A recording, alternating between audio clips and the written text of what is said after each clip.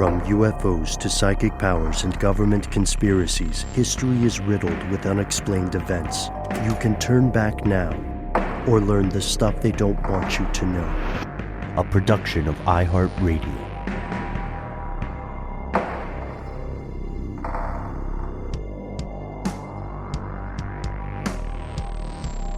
Hello, welcome back to the show. My name is Matt. Our colleague Noel is on an adventure, but will be returning shortly. They call me Ben. We're joined, as always, with our super producer, Dylan the Tennessee Pal Fagan. Most importantly, you are you. You are here. That makes this the stuff they don't want you to know. Folks, if you are hearing this strange news segment on the evening it publishes, let us be the first to welcome you to Monday, April 7th, 2025. We've got a cat shouting at us in the background, probably because there are so many things we need to get to. Matt, we may at some point need to just do a thing called cat news. Yes, can we, please? I would do that. I'm sure we'd have a certain demographic for that one, right? Yeah. For any cats and doggos in the audience. Matt, how is Meadow doing? She's very happy, laying down over there, being sleepy, not bringing a toy to me right now. She heard about the cats that were going to be on the show today. She gets a little nervous around the kitty cats. But hey, guys, as we come to you today, it is Wednesday, April 2nd. It is officially a new American holiday today. Yeah, Liberation Day, right? The first of its kind. In less than an hour, tariffs from here will join others from around the world, and we'll be launching the largest trade war in the history of mankind. Perhaps it's fate that today is the 2nd of April, when we'll once again be fighting for our freedom, not from tyranny, oppression, or persecution, but from non-reciprocal trade relationships. We're fighting for our right to tax others, and ultimately ourselves. And should we win the day, Ben, the 2nd of July will no longer be known as 13 days before tax day, but as the day the world declared in one voice, screw USA, USA. We will not trade freely without a fight. We're going to tax on. We're going to suffer together. Today, we celebrate our Liberation Day. Nice. Sorry, that's just a quote from Bill Pullman with a little style on it. Right? Yeah. I love it, man. I love it. Also, we'll see how it ages. Do you remember watching Independence Day? Did you see it in the theater? Yeah, so many times. I wore out that seat. Same seat every time. I remember watching it in the theater as well, and that's a weird thing about science fiction. So often can be prescient, especially with all the strange stuff we're seeing in the sky. Please check out our interview segment with Gabe Lenners. I really like that one, Matt. I really like talking with Gabe. He's a smart guy. Check out Obscurum, Invasion of the Drones, it's called. And the guy did his research. He got on the ground. I think you and I both have always held I'll say it. I think we've always held a certain special place in our hearts for people who actually study weather. And Gabe is a little too humble to say it, so we'll say it for him. He did study meteorology. He did.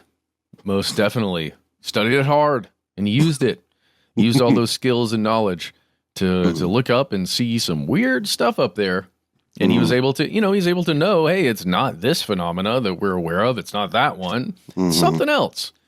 And folks, we do interview segments in place of episodes only when we want to share something that really matters, something that will speak to you, the most important part of the show. So before we begin our strange news today, we have to let you know there's a lot of stuff going on in the world. One of our favorite things right now is always going to be a heist. So I suggest, Matt, that we take a pause for a word from our sponsors, and then we get to a heist we have to mention. It's very close to Dylan. Yes, let's do that.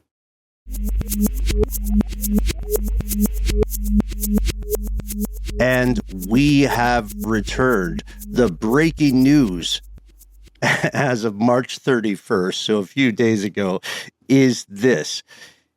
Out in Bean Station, Tennessee. Matt, you've been to Tennessee?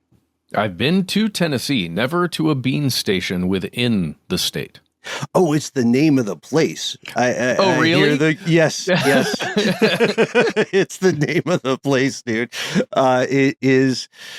It is a town in Tennessee. It is named Bean Station, and it's actually quite close to some origin stories for our Tennessee pal and yours truly. It's kind of like within the area of Kingsport and Knoxville, so very northeast Tennessee. Here's what happened. Somebody created a fake trucking company, and they did so to steal 80,000 pounds of beef. This just happened. The 80,000 pounds of beef they stole are worth about $350,000 US. So that is, for everybody listening abroad, that is obviously not Wagyu. If we're doing pounds to kilograms, that's about, it's a little north of 36,000 kilograms. Anyway, they stole a ton of beef, dude. And I'm not sure why. Do you want to hear the skinny on it? I do, because I don't have a clear picture of how you take stolen meat and turn it into something that would become a profit, unless you're completely destroying that meat somehow by cooking it and putting it into something else, or creating another product of some sort. Or, like if you're animating the dead, or you have a secret cache of tigers or bears. But could you become a fake meat supplier when you have that much meat? And then how do you offload that much meat that quickly unless you've got a couple of really big buyers? And then the question becomes, who is out there in the world going, I need 80,000 pounds of off the books meat? Discount meat at your local Kroger. There's a manager who's like, oh man, I heard about this real good cheap meat I can get out of Bean Station.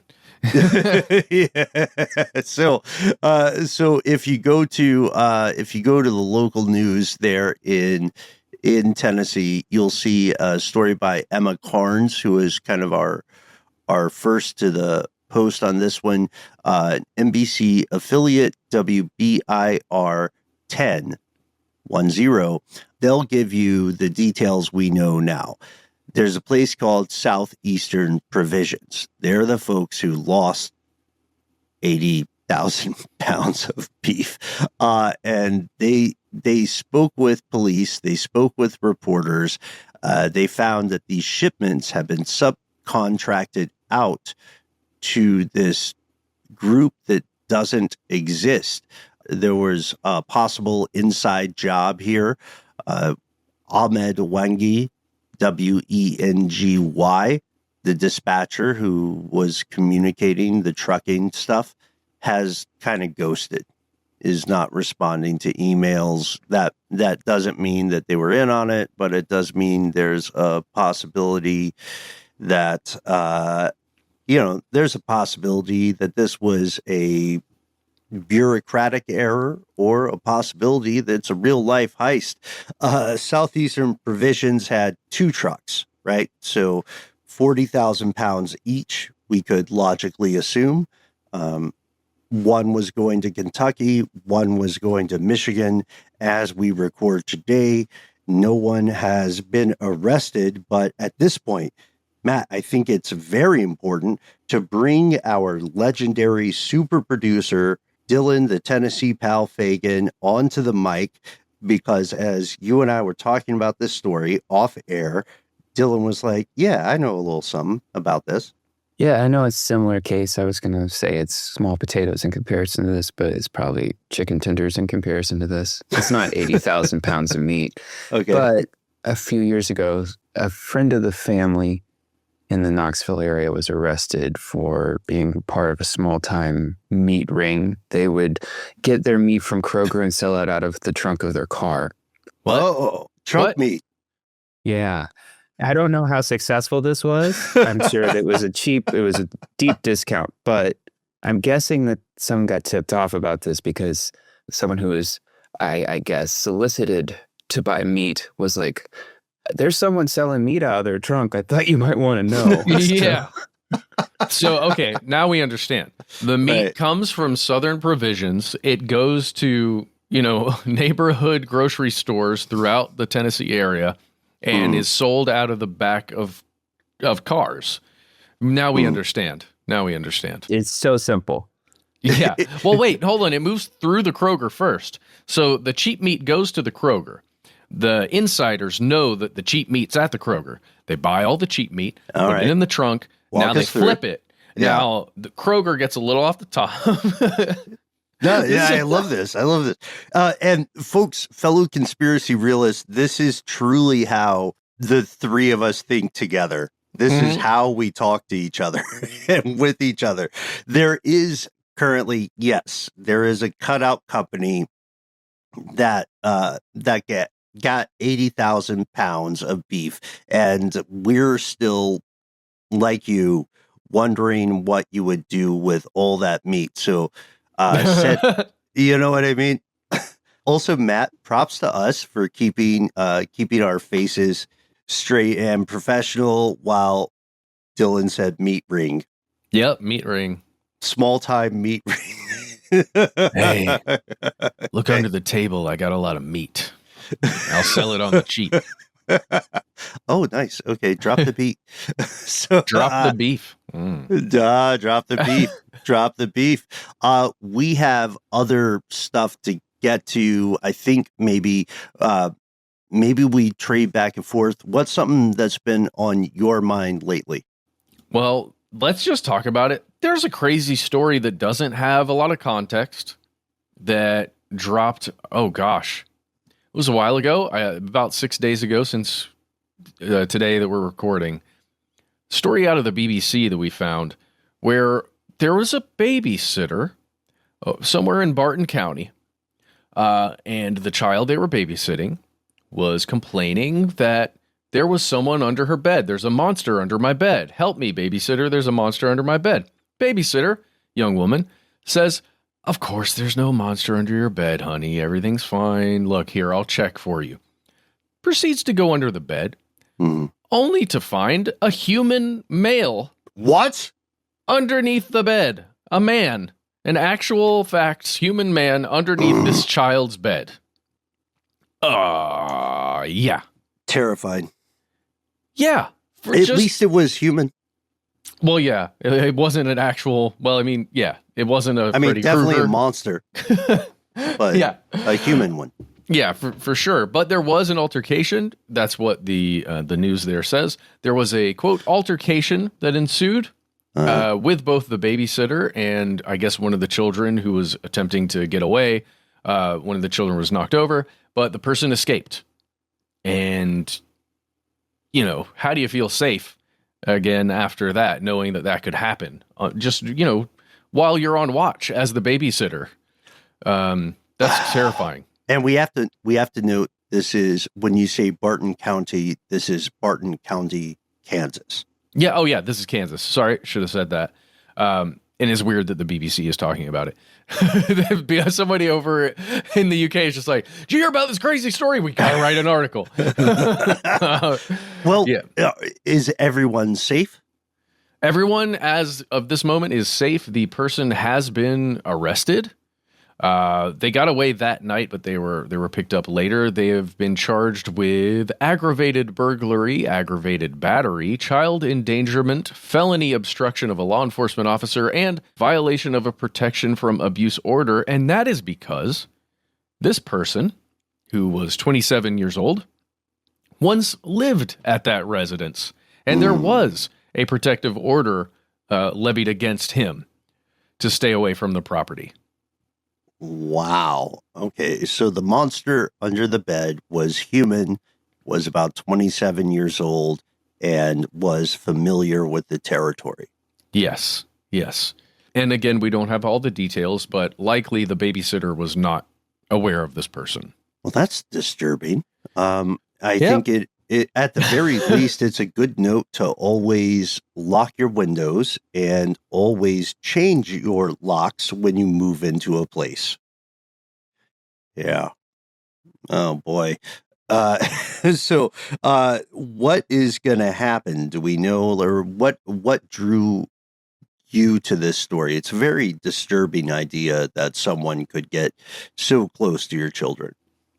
Yeah, I think having, functioned as a babysitter before and now being a dad, that action of checking a closet or under the bed or that kind of thing to reassure the child you're taking care of that no, there is in fact nothing there, everything's fine, you're safe, I'm here, that thing. It's very familiar to me, and I'm sure it's familiar to a lot of people listening, and knowing that occurred one time. Just that one, that one off time where there actually happens to be something there. I don't know how I would react other than full-on astonishment. I don't know. I guess the best move would be to pretend like nothing's there, pick up the child, and GTFO. Well, I don't know. What would you do? Right. Yeah, man. It's a thing that is common to everyone. I think if you're in a position of guardianship, I always will check the closet. I will always check under the bed because it's not I hate to say it, but it's not the 9 times someone's freaking out incorrectly. It's the one time that something might be happening. So you always have to check. And I appreciate the I gotta say it, man. I didn't know that you had ever babysat kids as well.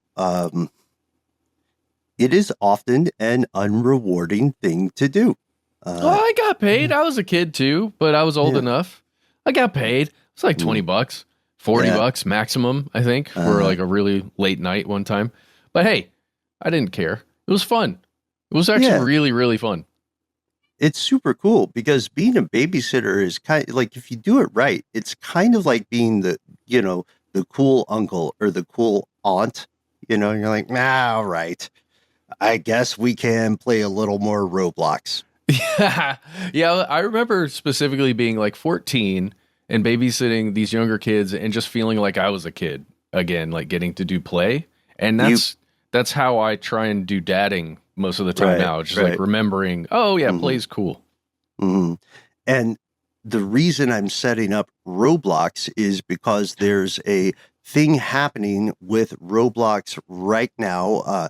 Full disclosure, folks, we previously worked with Roblox on a project where we had a show that would play in the world of Roblox. And if you care about me, if you care about Matt, please don't feel like you have to watch that.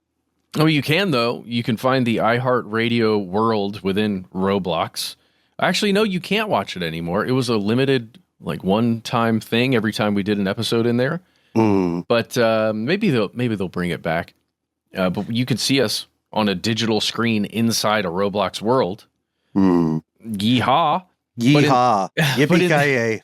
But in this case, and personally, I'm dealing with this with my son right now, just the types of games, the user-generated content that can go into Roblox and how popular some of that can become and how creepy just the content it is, but then also how creepy some of the interactions can be.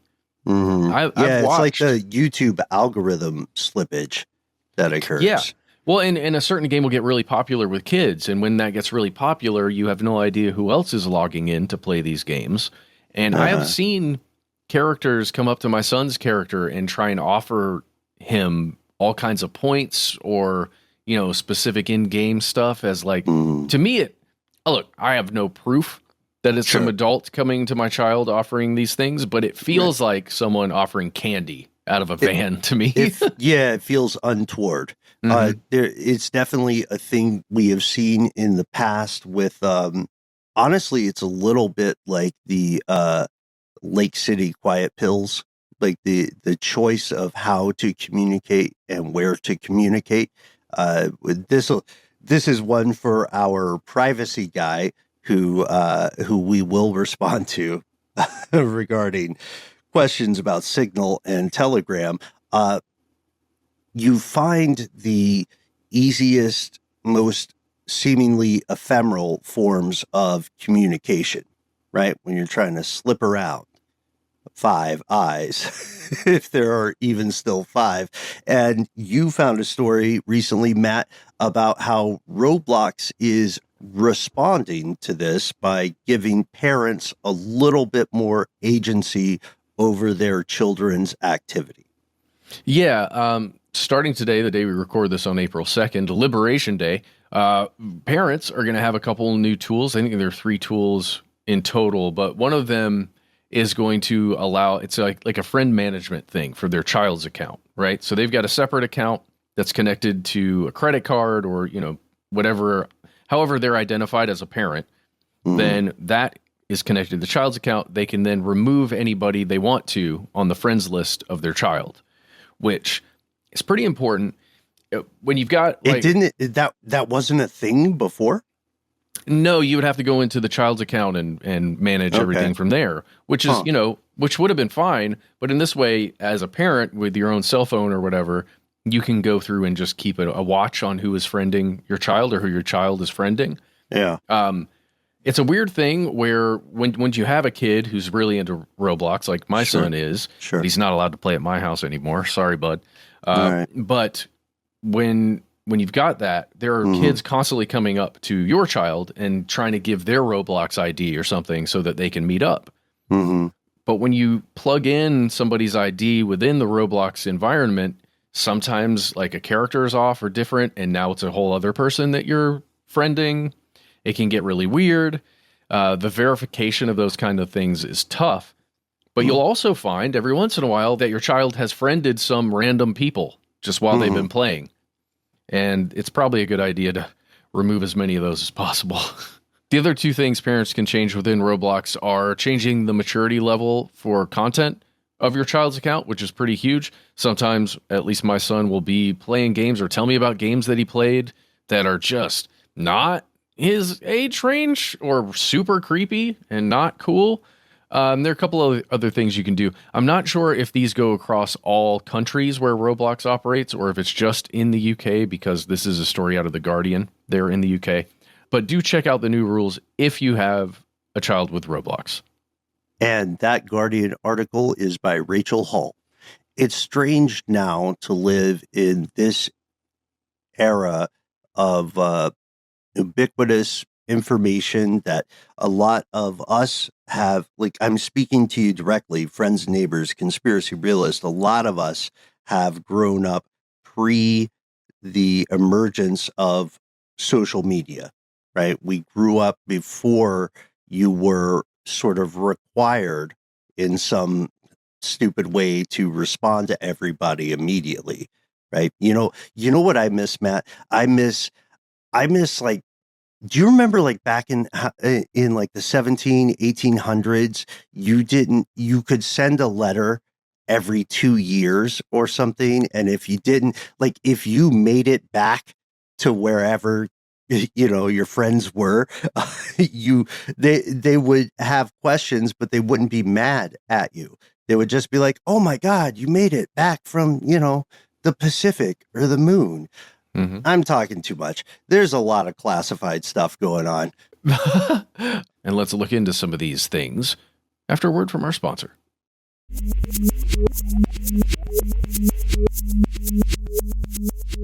And we have returned. We're coming in hot with some classic stuff they don't want you to know. Matt, I know we've been both following this story for a while.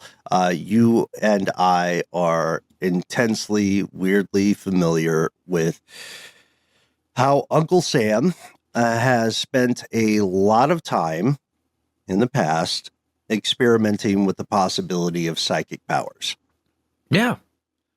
It's It's one of the coolest things that you can look into, I think. Well, I mean, pretty much anything on this show is super cool to look into, honestly, especially when it comes to otherworldly powers, different types of energy sources, extraterrestrials, all that stuff, the X-Files stuff. That's super cool. But this one, the concept of humans actually having ESP, the abilities to see the future or the past. Ooh. Or clairvoyance, astral projection, remote viewing, we call it, right? The idea that one could, through some inborn talent, perhaps a genetic predisposition, or just some training, right? The way that people aren't born knowing how to operate a firearm can be trained. What if you could train people to have superpowers? The CIA asked a lot of crazy questions, continues to ask them still, and we just learned from our buddies at the agency. I'm laughing because this is so crazy. We just learned that in 1988, the CIA conducted an experiment to, quote unquote, discover the Ark of the Covenant. It's super Indiana Jones stuff. It's pretty wild. At first, I remember reading these things previously and being confused whether remote viewer number 032 was looking for Noah's Ark or the Ark of the Covenant, which are two very different arks, and no one has ever accused religious writers of originality, but so, it's an ark, right? Here's what happened. Here's what we know. There was a project called Sunstreak, and Sunstreak attempted to leverage people that may or may not have the ability to astrally project, as you said, through time or in a non-physical fashion. This person, remote viewer number 032, was given some sort of experimental situation, whatever those guidelines may mean, and without prior knowledge of the target, this experiment, now declassified, they had a person describing, quote, a container made of wood, gold, and silver adorned with images of 6 winged angels and similar in shape to a coffin.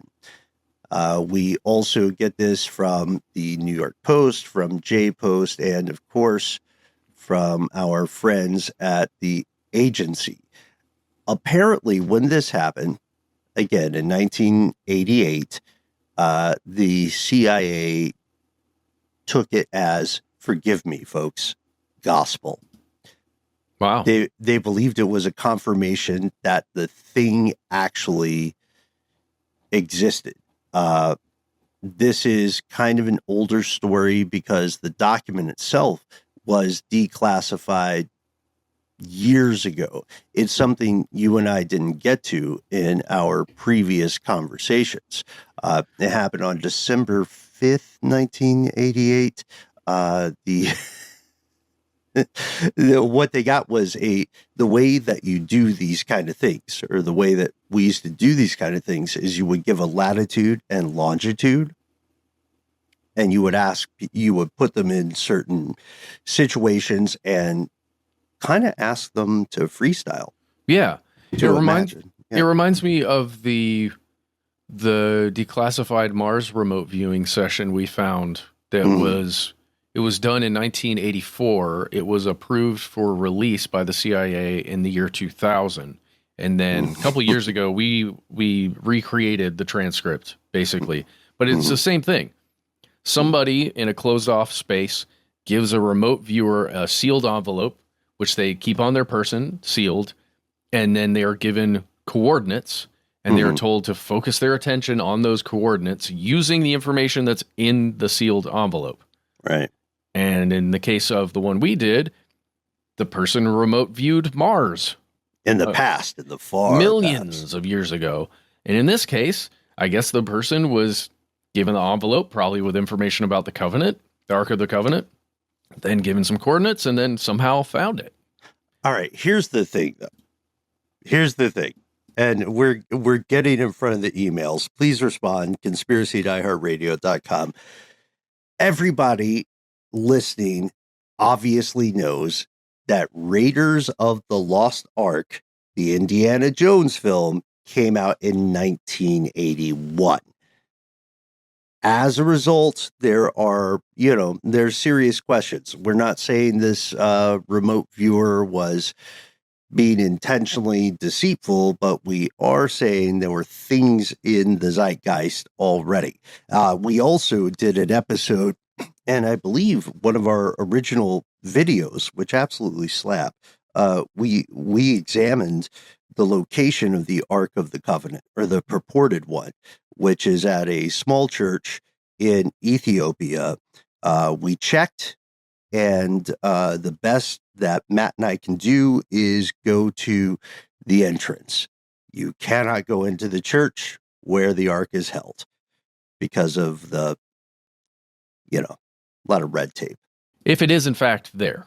If it is, in fact, there, which is a question we get to. So the reason we're bringing up these declassified CIA files is really a warning about critical thinking, folks, because this stuff was declassified a while ago, and now it is circulating across social media. So it looks and feels new. It is not new. And to this day, any research into any government-funded research into extraordinary powers of that sort, ESP kind of stuff, it has been discontinued officially. It is interesting how paintings that depict the Ark of the Covenant, that date back into the 1700s, paintings that go back to, the 13th century, depictions of the Ark vary so much. Mm-hmm. And some of them show things. There's one by Benjamin West from around circa the year 1800 that shows the exact thing that is being described by the remote viewer. The all white robed individuals, carrying this object that's a container within a container. Yeah, they got you got the people in the robes, and it's like a palanquin. They're holding the long poles to carry the things so that they don't touch it directly. Yep. I mean, so you just imagine that if you're the individual in there performing the remote viewing, if you know anything about the Ark of the Covenant, you've got so much imagery available to you. And as you said, that film that talks about it, shows it a whole bunch, makes, a huge part of the entire plot about this one thing. You've got all that in your head as you're in that session, even if you're not. I don't know how you would be clued in unless somebody just told you, hey, it's about the Ark of the Covenant. Shh. I would honestly take it with less salt if it were an OSS operation, like a mid World War II, right? Like back in the days of Zanenberg. Yeah. Yeah, no, I got you. That makes sense. Because there's no way for us to verify the scientific efficacy of any of the, the trials that were done, right, for these things. But we do know you can find these transcripts on CIA.gov. So it's official. They for sure did it. Well, yeah, it's not as though this is just make 'em upsies, unless the CIA is doing this kind of thing, unless this was all written out by some writer so that it would get, leaked to Soviet forces or something in the 80s, which I don't know why they would, but whatever. I don't know. All right. Well, folks, let us know if you participate in astral projection. Let us know. You know what? I never say this, but I I've taken a turn in my life, and now I do want to hear about people's dreams. So as we're working on an episode about dream experiments, this is a bit of foreshadowing. We would love to hear from you directly. Have you had a dream that you feel was predictive?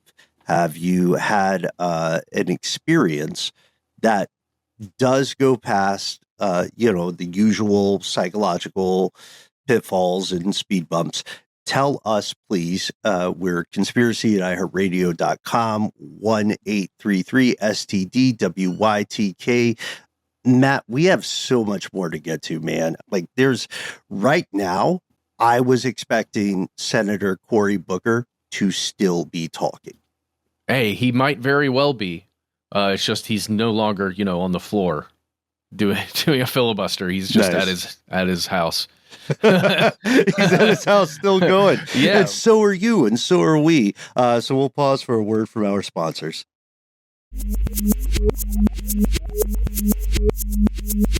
And we've returned. Guys, I never like it when we talk about aspartame and sucralose and all of these substitutes, or red 40 or whatever. I hate talking about this stuff. Why? Because it's so simple, and it's stuff usually that's like a no-brainer. Let's not put artificial chemicals and stuff into our foods. Let's just not. If we need it to be sweet, put some sugar in there. If you don't want it to be sweet, just leave it out. Oh. I don't know. Let's talk about sucralose. Let's do it. It's in the news again. We've talked about it before. We talked about aspartame ad nauseum, aspartanium. I don't know, whatever. Yeah. We've talked about these things because they appear to do strange stuff to our bodies, these artificial sweeteners. Now my dog gets it. She understands. Yeah. She says, why would you do that? Right. I'm not supposed to have sugar anyway. I'm a dog. But these things, sucralose. Yeah. And aspartame and all the rest. Yeah. They are weird substances, chemicals, because they trick our brains into, and our taste buds into thinking we are getting the sugar experience. Right. Which can be extremely happy for a human being when you're getting that sugar experience. It can be quite addictive, and your body has certain changes once you're getting that sugar hit.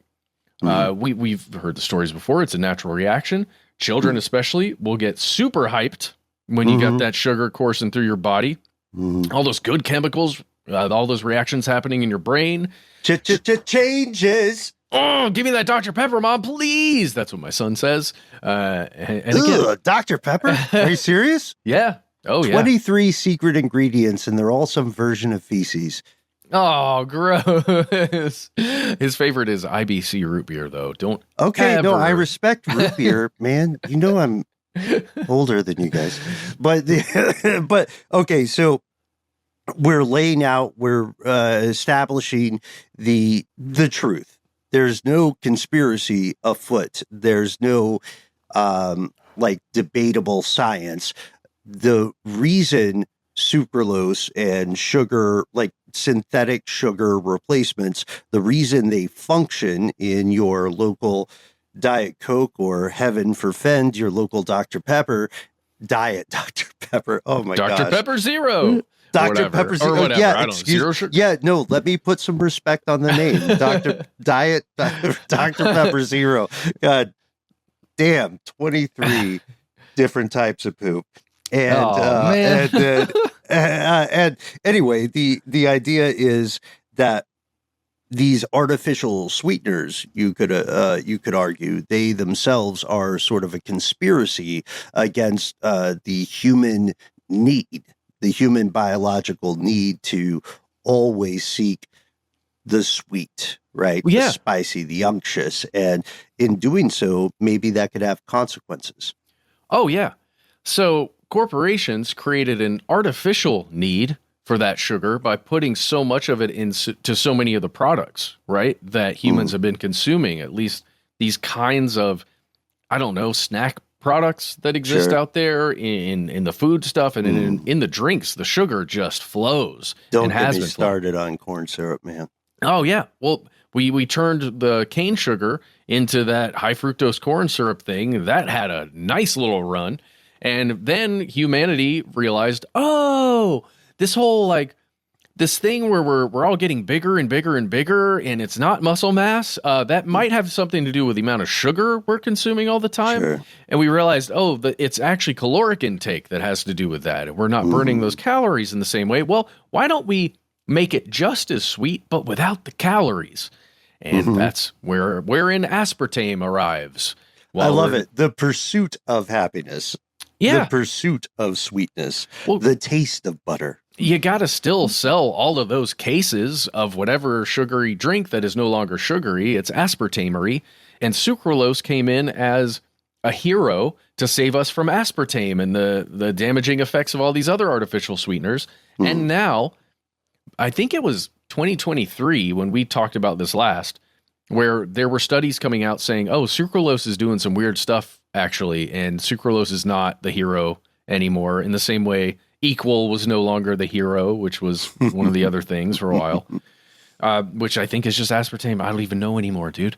But there's another new study that is saying sucralose specifically activates parts of the brain that believe sugar is coursing through your body, and it just makes you hungrier. Sucralose, the 0-calorie thing, makes you hungrier, which increases the chances that you're going to consume some stuff with actual sugars in it and actual, calories and stuff. So you're actually going to have the opposite effect of what you want when you consume sucralose. Right. Yeah, that's what I mean when I say conspiracy, because, not too long ago, when was soda invented? There's an episode somewhere about it, but not too long ago, with the emergence of artificial sweetener, we saw some studies that said, people will tend to eat more when they drink a diet soda. So, and I know it sounds like stand up. Thank you for beeping me, Dylan. But it is true. There is scientific basis to it because the brain gets that, sort of misstep. Yep. Yeah. You can read about this. We found it in CNN, something Sandy Lamott wrote back on March 29th of this year. It's titled Artificial Sweetener Found in Diet Drinks Linked to Brain Changes That Increase Appetite. Study finds. That study finds is important because it's just another single study. It's not a big sweeping study of sucralose and any of these other substitutes, but it is another study amongst the rest of them that are showing this kind of thing. And, we here in the U.S. have to pass the torch to you folks, because our scientific apparatus, our scientific infrastructure is getting chopped down, very, very quickly. There are mass layoffs underway in this country across the nation's public health agencies. Supporters of that say it's a greater good argument, cutting, waste, increasing efficiency. People who would have survived due to various health conditions can't object because they will be dead. What we're saying is there is no way for folks at like the FDA or the CDC to continue evaluating these studies. So we're hearing that, to me, Matt, these and fellow conspiracy realists, these studies that we're reading about now remind me of that poem, "Do not go gentle into that good night." You know what I mean? Do you remember that one? Oh, I know that one. Yeah. Well, we're getting close to time, and I know I walked a long way to mention the huge cuts to this proud nation's infrastructure, but you've heard about this, right? You saw the news. Oh yeah. The number of cuts to the number of different federal organizations is overwhelming right now. This one in particular, the set of layoffs that deal with, the health of everybody, especially when there are things like pandemics possibly rolling around, things like bird flu that's everywhere. Measles making its way, throughout Texas to now 19 different states in the country. Yeah, that's one of your favorites. Yeah. It feels like a bad move. I don't know. Right. The U.S. Health and Human Services Department it's a boring name, but they do a lot of important things. And there is a non-zero likelihood that some of us listening tonight are alive because that place existed. Yeah. Well, you know what else they do? They got this little thing called the USDA that, helps regulating the food we eat.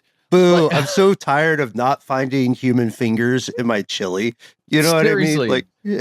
We need some kind of liberation day that can just get rid of all the people that protect us. And we are liberated now. You know what I like to do when I buy something in the grocery store? First off, I like to pay like $500 for something. And then I like to feel like I'm rolling the dice. You know what I mean? Yeah. Yeah. It's like scratchies, It's like scratch offs every time you go to the grocery store. So we are being adherents to our old remit, folks, which is to tell you the truth and to hold with our old covenant.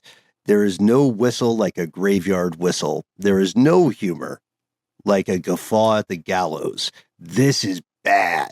This is apolitically bad. You are in danger. Like, this is not cool. Nope. Measles. Tell us about measles. Come on. I know. You want to know about measles? Really? I mean, I know about measles, but it's one of your favorites. So go ahead, tell us about it. Well, it's one of those things that I genuinely discounted it a bit as just a little thing that was happening in a little part of Texas for a while. And the outbreak in Western Texas has grown to over 400 human beings. I will say one of the most unhelpful phrases in any situation is "I told you so." Mm-hmm. So nobody nobody do it. Nobody do it. But and that's fine. I'll take that. I told you so. It's just one of those things that I think with so many other things going on, it felt like a little blip to me in the beginning. And, that's going to stink for a lot of people there, but that it's going to stay there. But now at this point, it's 19 different states. You can read about it all over the place. ABC News has something you can find right now. The title is Nearly 500 Cases of Measles Reported Across 19 States, CDC. That's according to the CDC. That's one of the places that there might be cuts happening, or there are cuts happening. Who cares, right? Doesn't matter. We're fine. Yeah. Everybody just drink your your Dr. Pepper Zero, right? Yep. Right. Listen to this. Yeah. Children and teenagers between ages 5 and 17 make up the majority of the cases, 164 cases, followed by children ages 4 and under, comprising 131 cases. And children are a huge vector of transmissible disease. Yep. Here are the states, just so you know. Alaska, California, Florida, Georgia, Kansas, Kentucky, Maryland, Michigan, Minnesota, New Jersey, New Mexico, New York, Ohio, Pennsylvania, Rhode Island, Tennessee, Texas, Vermont, and Washington. Oh, so the Dakotas got away? So far. All right. Yeah, we talk about this kind of stuff, folks, pretty often because it can always sound, to Matt's point, like it is an ephemeral thing that can be contained. But we need to realize that in an increasingly connected world, something that appears small in one place can become huge, right? Yeah.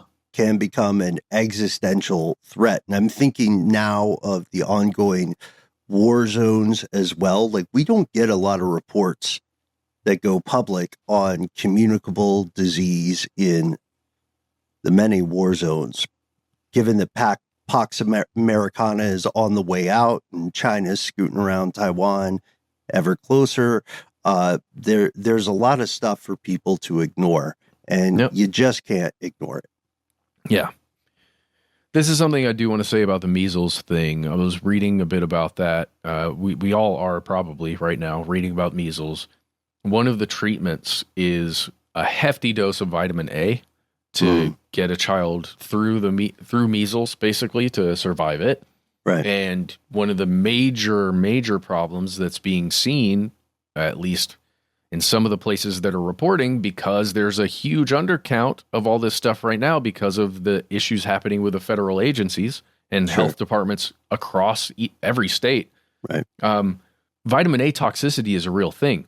So if a child is being treated with a bunch of vitamin A for measles, then they're running the risk of intense kidney and liver damage due to the vitamin A, like too much in their system.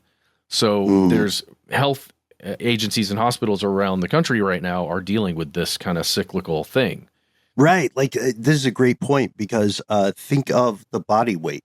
I sound like Dennis Reynolds saying you haven't thought of the smell or whatever, but think of the body weight between a 4-year-old human and a 12-year-old human, both infected with measles, both given maybe the same dose of vitamin A.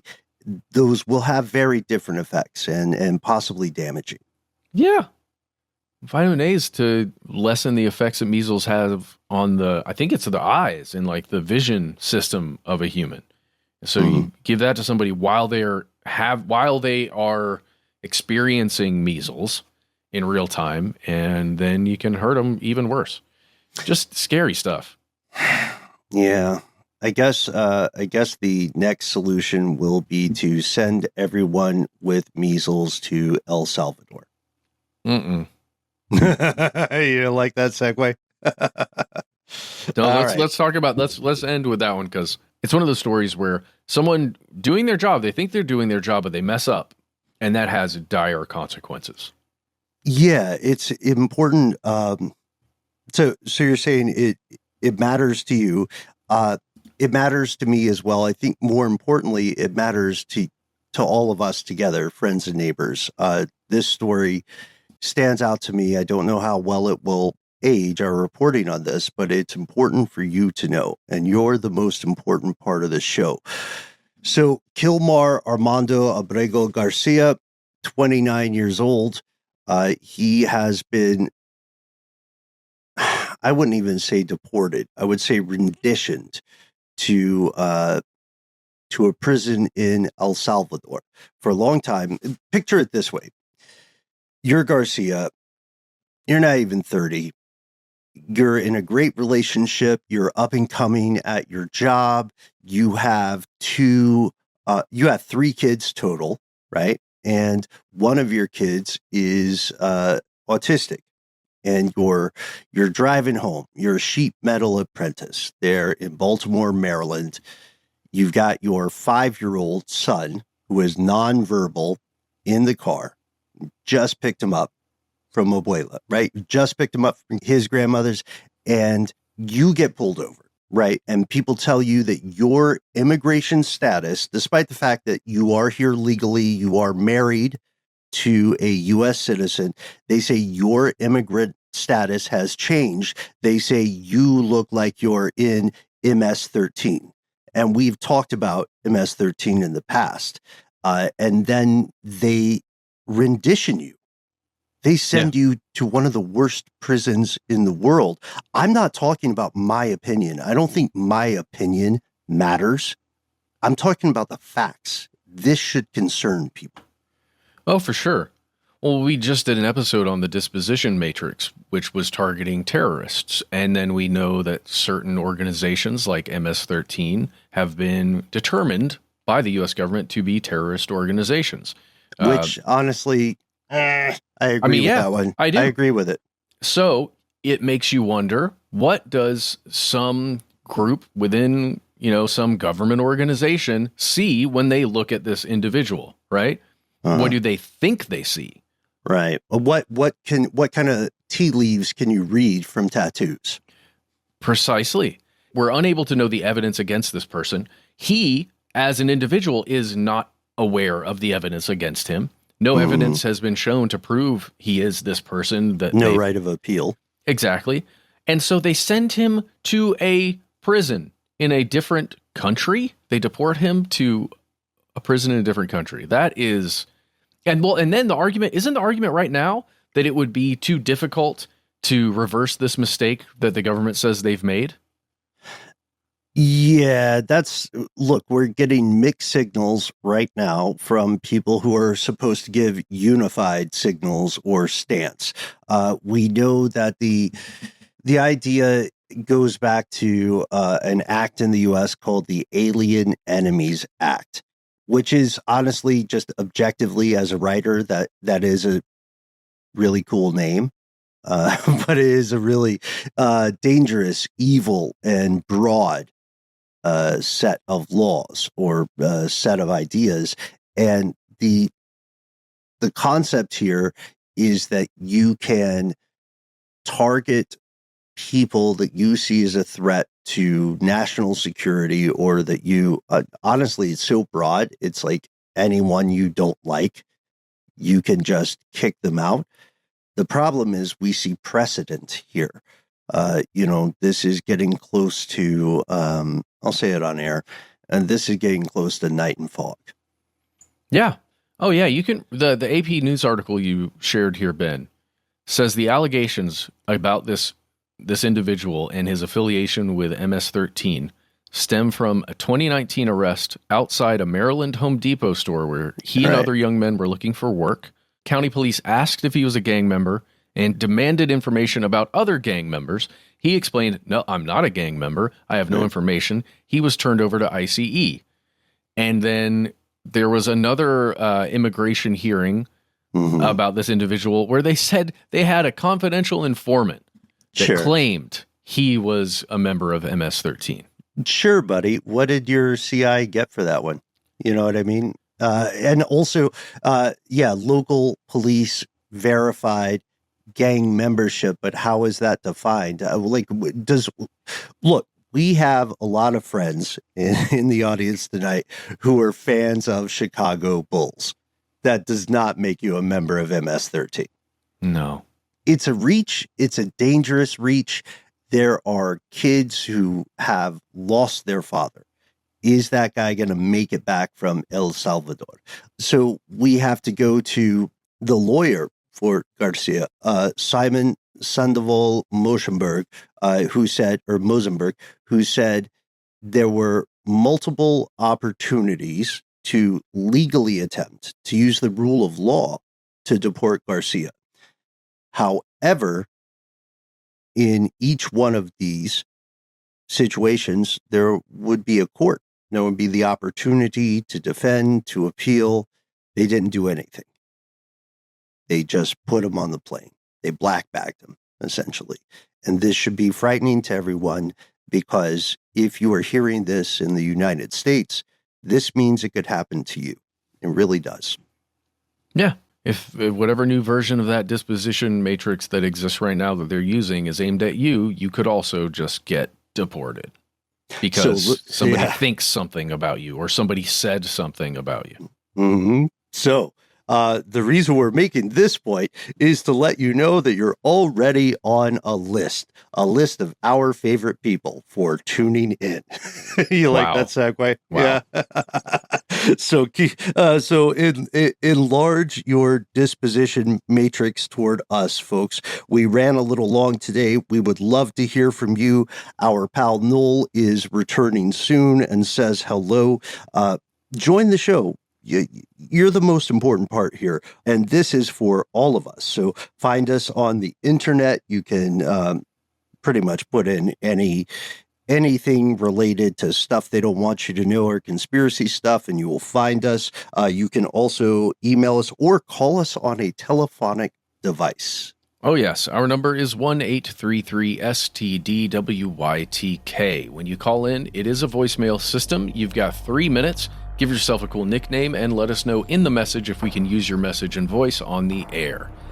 If you want to contact us a different way, directly, but with words written down, why not instead send us an email? We are the entities that read every piece of correspondence we receive. Be well aware, yet unafraid. Sometimes the void writes back. Conspiracy@iHeartRadio.com.